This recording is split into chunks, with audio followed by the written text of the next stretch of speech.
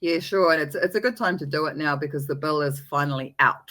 And before this, we were kind of working on a set of very unclear and very complex consultation documents that they released over the summer.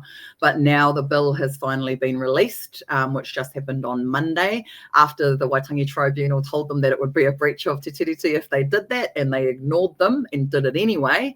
But at least now we have the document, we can read it for ourselves, and we know exactly what's in it.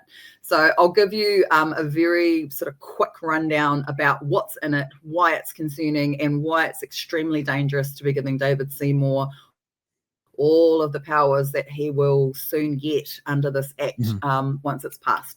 So in a nutshell, what the Regulatory Standards Bill is a version 2.0 of the Treaty Principles Bill. And there's literally a principle in the Regulatory Standards Bill that is cut and paste from the Treaty Principles Bill and put into the Regulatory Standards Bill. So it sets out a set of principles in the Act, and then all of those principles then become a measuring stick or a framework by which all incoming laws will be measured and all existing laws will be measured. So this doesn't just affect one little area. This literally affects every single law that we have coming in and every single law that we already have. And all of those principles that they've put in there are the ACT Party's ideology in a lovely little nutshell.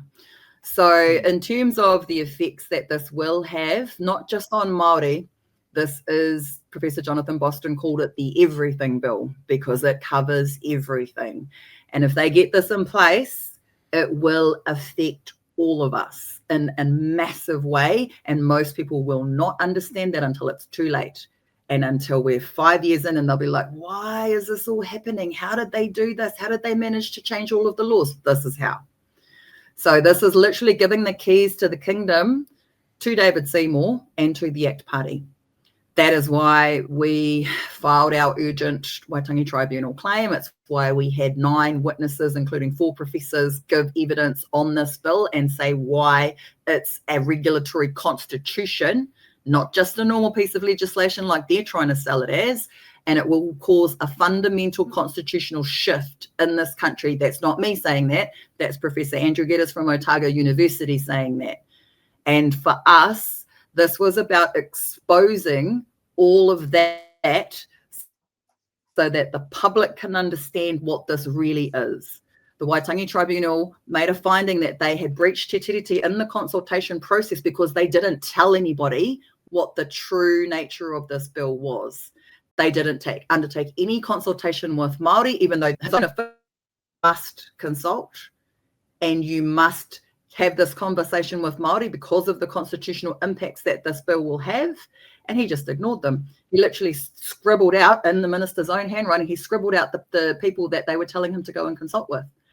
And he wrote next to them, they said to him, well, we recommend that you develop this bill in consultation with Māori experts. And he writes in the margin, what is a Māori expert, with big question marks after it.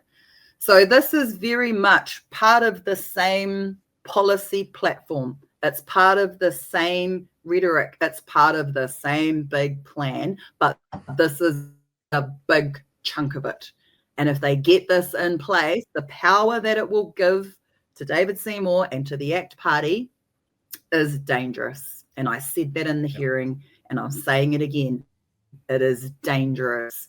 They will establish a regulatory standards board as part of this act, who he gets to appoint 5 members. No prizes for guessing who's going to be on this board. That board will have the power to review existing legislation against these ACT Party principles and say whether or not it complies with them. And then they have to go and explain, if you're the minister for whatever the piece of legislation is, you have to explain why it doesn't comply. So they are literally creating a system where their ideology rules all. So that's why I have a little bit of a problem with this particular piece of legislation, gentlemen. Yeah,